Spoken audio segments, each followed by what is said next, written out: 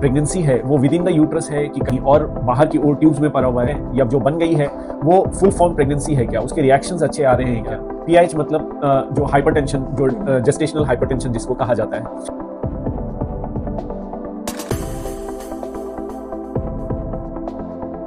Hello and welcome to today's podcast of health unfiltered with Diagnopin, जहां हम health related बातें करते हैं।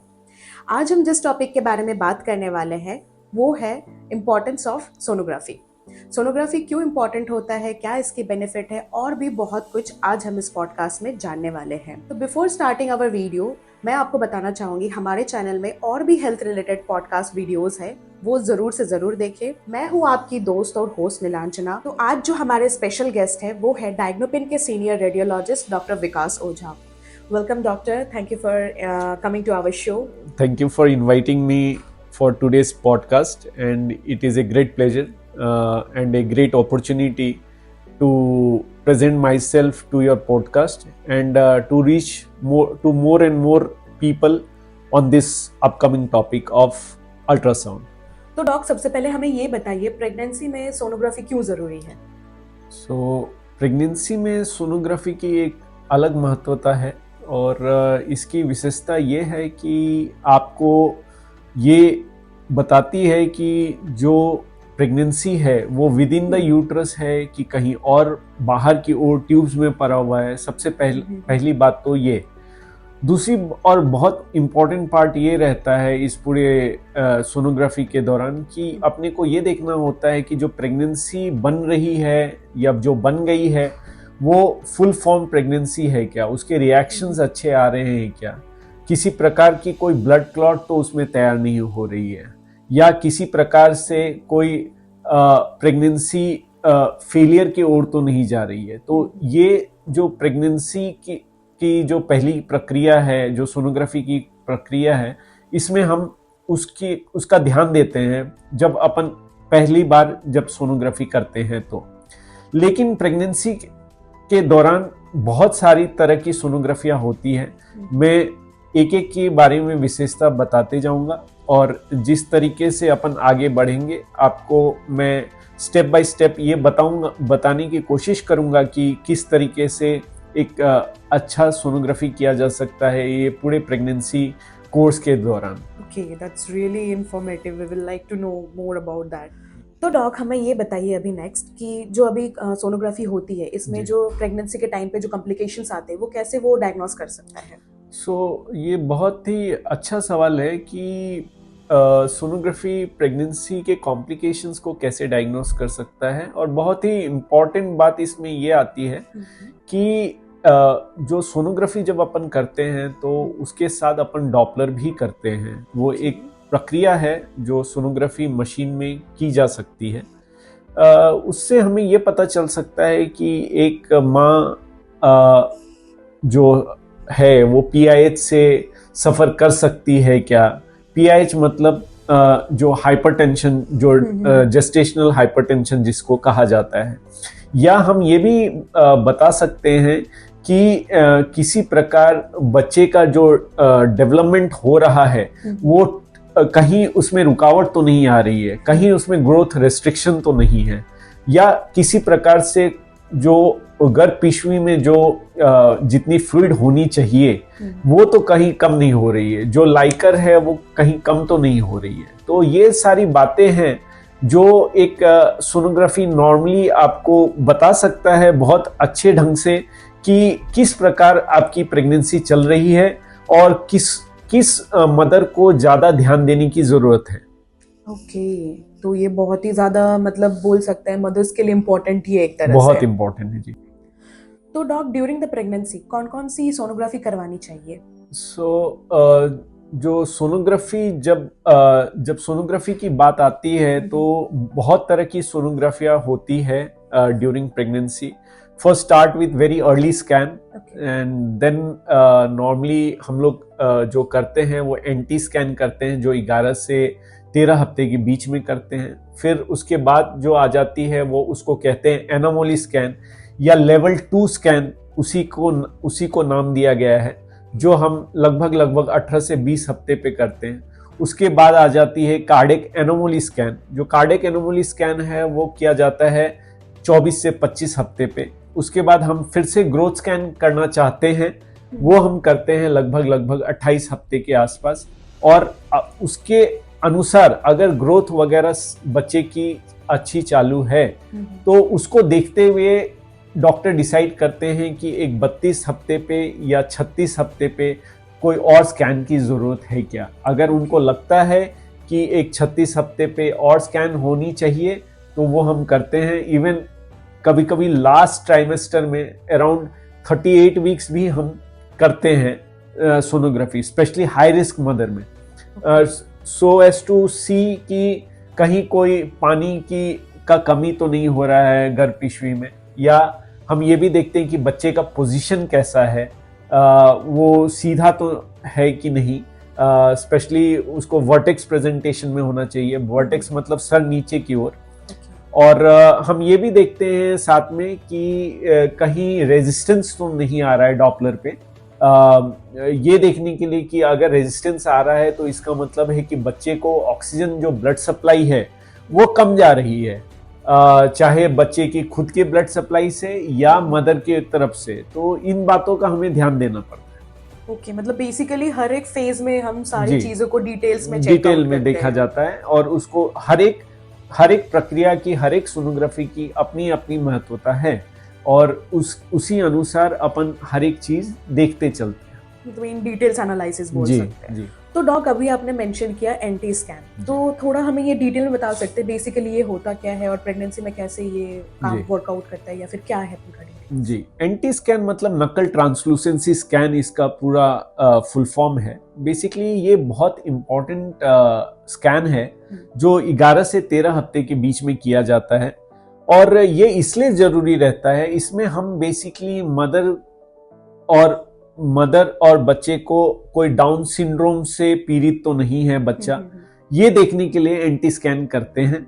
एंटी स्कैन में नकल पैड थिकनेस देखा जाता है। सो नकल पैड थिकनेस का नॉर्मल रेंज 2.5 to 3 माना गया है, लेकिन नॉर्मली हम ट्राई करते हैं कि अगर 2.5 के नीचे अगर रहा तो उसको हम नॉर्मल मान के चलते हैं। अगर 2.5 के ऊपर रहा तो हम थोड़ा सस्पिशियस मानते हैं। उसके लिए हम और टेस्ट करते हैं, जैसे डबल मार्कर टेस्ट, जो एक तरीके का ब्लड टेस्ट है, जो एंटी स्कैन के साथ हमेशा क्लब्ड रहता है और हमेशा उसके साथ ही किया जाता है, उसी दिन किया जाता है।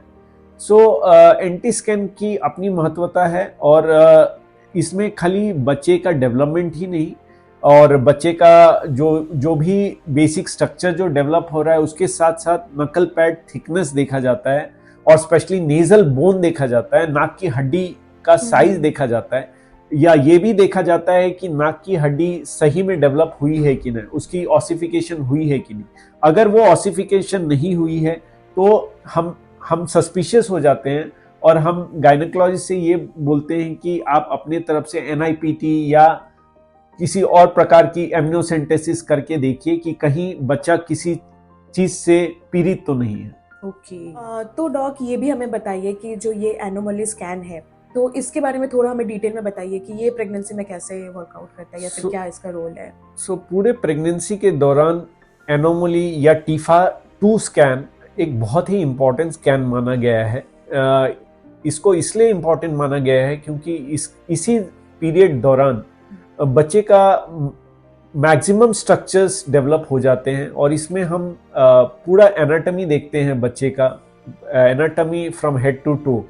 इसमें ये देखा जाता है कि बच्चे का सर, बच्चे का कान, बच्चे के लिप्स, बच्चे के नेजल बोन, बच्चे के कोई कॉर्ड अराउंड नेक तो नहीं है, या इवन ये देखा जाता है कि किसी प्रकार हार्ट में कोई छेद वगैरह तो नहीं दिख रहा है। इसमें यह भी देखा जाता है लीवर, स्प्लीन, पैनक्रियास, और इसमें गॉल ब्लैडर और यूरिनरी ब्लैडर, ये सारा कुछ देखा जाता है। किडनीज का डिटेल स्टडी होती है इसमें। साथ में हम चारों लिम्स देखते हैं कि हाथ और पैर अच्छे से डेवलप हो रहे हैं कि नहीं। दो एनोमली स्कैन, टीफा स्कैन बहुत इंपॉर्टेंट स्कैन माना गया है, लेकिन ये सोचना कि इसके बाद एनोमली कोई नई बातें या एनाटॉमिकल डिफेक्ट नहीं आ सकती है, ये ऐसा नहीं है। During the course of pregnancy specially even late trimester में कुछ कुछ एनोमली निकल के सामने आती है, तो इसीलिए टीफा स्कैन एक इम्पॉर्टेंट स्कैन है, लेकिन साथ साथ हमें और भी स्कैनों का ध्यान देना चाहिए।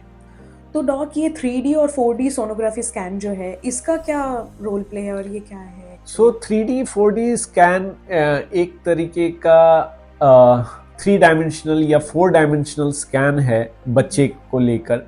एक फीटस को हम 3 डायमेंशनल या 4 डायमेंशनल वेरिएशंस में देखते हैं। ये अगर मुझसे पूछें एज ए रेडियोलॉजिस्ट तो मैं इसको ज़्यादा महत्वता नहीं देता, लेकिन अगर आप मुझे मदर के ओर से पूछें कि मदर को इसको देख करके एटलीस्ट एक अपने बच्चे का 3D 4D इफेक्ट मिलता है, उनको सुकून मिलता है कि बच्चा कैसे डेवलप हो रहा है, कितने अच्छे से डेवलप हो रहा है। और सबसे इम्पोर्टेंट बात ये स्कैन की है कि मान लीजिए कभी कभार कोई नया कोई डिफेक्ट आया तो वो भी अपने को कभी कभार इन सारे 3D 4D स्कैन्स में अपन उसको पकड़ सकते हैं, उसका ध्यान दे सकते हैं और पेशेंट्स को बता सकते हैं कि कोई नई बात आ रही है। लेकिन अगर पूरे एंटायर 3D 4D स्कैन देखा जाए तो ये मदर के लिए है और बच्चे के बाकी जो रिलेटिव्स हैं या पेरेंट्स हैं उनके लिए है, so that they can see the entire picture in a broader way in a 3-dimensional scan, so that it gives a soothing and a loving effect to them. अच्छा doc, last but not the least मैं ये जानना चाहूँगी कि sonography करने के लिए डायग्नोपिन क्यों चूज करना चाहिए? डायग्नोपिन एक अपने में एक इंस्टीट्यूशन रहा है और प्रफुल्ल जी कोठारी और मितेश जी कोठारी बहुत अच्छे ढंग से इसको आगे की ओर लेके चल रहे हैं अपने गति को संभाले हुए। सबसे इम्पोर्टेंट बात कि जो आपकी क्वेश्चन पे मैं आऊँ तो मैं ये कहना चाहता हूँ कि 2-3 चीज़ बहुत इम्पोर्टेंट है यहाँ आने वाले पेशेंट्स के लिए। एक तो अफोर्डेबल प्राइस, जो आज जिस महंगाई के ज़माने में जहाँ पेशेंट्स को केयर नहीं मिल सकता है, वहाँ बहुत मूल्यांकित रूप में पेशेंट्स को यहाँ पे अफोर्डेबल केयर मिलता है और सोनोग्राफी बहुत ही कम रेट्स में होते हैं एज कम्पेयर टू कोई अदर डायग्नोस्टिक सेंटर या बड़े चेन जो भी इंटरनेशनल चेन्स हैं। सेकेंड बात रही यहाँ के कंसल्टेंट्स के बारे में। जो यहाँ के डॉक्टर्स हैं वो काफ़ी हाईली क्वालिफाइड हैं एंड वो हर एक स्कैन करने में सक्षम है। तो ये दूसरी बात है कि क्यों यहाँ पेशेंट्स आने चाहिए। तीसरी बात, यहाँ बहुत ही एनवायरनमेंट फ्रेंडली एनवायरनमेंट रखा हुआ है और हर एक पेशेंट्स अपने सुविधा अनुसार यहाँ पे आ सकते हैं और अपना स्कैन अपने सुविधा से करवा सकते हैं बिना किसी झिझक के। चौथा चीज़, यहाँ के जो भी स्टाफ है वो बहुत ही कोऑर्डिनेटेड हैं, बहुत ही डेडिकेटेड हैं और बहुत ही सुचारू रूप से अपना काम करते रहते हैं। और पांचवा और सबसे इम्पोर्टेंट चीज़ ये है कि यहाँ पे बहुत सारी और व्यवस्था बनाई हुई है कोठारी ट्रस्ट ने। वो किस प्रकार से है, वो कूपन के प्रकार से है, वो और भी अदर फैसिलिटीज़ के प्रकार से है जहाँ कुछ रियायत मिल सके, कुछ पेशेंट को हेल्प हो सके, उस हर चीज़ का ध्यान दिया गया है। एक डायग्नोस्टिक चेन के हिसाब से इसको ना देखा जाए, इसको एक बड़े समाज सेवा और एक निष्ठा से चलाई हुई ऑर्गेनाइजेशन है और मुझे लगता है कि आने वाले समय में ये बहुत ऊंचाई छुएगी। ऑलरेडी ये काफ़ी ऊंचाई छू चुकी है, लेकिन मेरी जो समझ है, मुझे ऐसा लगता है कि आने वाले समय में ये सुचारू रूप से बहुत आगे बढ़ने वाले हैं क्योंकि इनकी नीयत साफ है इस डायग्नोस्टिक सेंटर को लेके। तो मुझे यही लगता है, मेरी ये पर्सनल व्यू है, लेकिन अगेन पेशेंट केयर फर्स्ट जो है वो हम सबसे पहले रखते हैं। मतलब हेल्थ केयर में हम पेशेंट को प्रायोरिटी देते हैं, बिल्कुल बाकी बिल्कुल चीज तो बाद में। बिल्कुल बिल्कुल जी बिल्कुल। तो thank you doc for sharing your such valuable information with us about the sonography thing. We are really blessed to have you in our show. Yeah, thank you so much, and thank you for coordinating and organizing such a beautiful podcast and a very informative podcast. If someone goes through this podcast, most of the things will get cleared in due course of time, and they will be quite reluctant to come to this big Diagnopin center. And I wish all the best to Diagnopin and the team who have organized this podcast for and given me an opportunity to talk and give my valuable informations to your special topic, which was on ultrasound. Thank you so much. Thank you. तो viewers, मैं आप सभी को ये बताना चाहूंगी, जिन भी ladies को प्रेगनेंसी के टाइम पे सोनोग्राफी करवाना है तो वो डायग्नोपिन को ही ट्रस्ट करें। तो डायग्नोपिन के साथ संपर्क करने के लिए कॉलिंग नंबर है 9204108108 या विजिट करें www.diagnopin.com पर। तो जाने से पहले मैं आप सभी को रिक्वेस्ट करूंगी, प्लीज प्लीज प्लीज इस चैनल को लाइक करें, शेयर करें और सब्सक्राइब करना तो बिल्कुल भी मत भूलें। मिलती हूँ आपके साथ नेक्स्ट पॉडकास्ट में। Bye bye.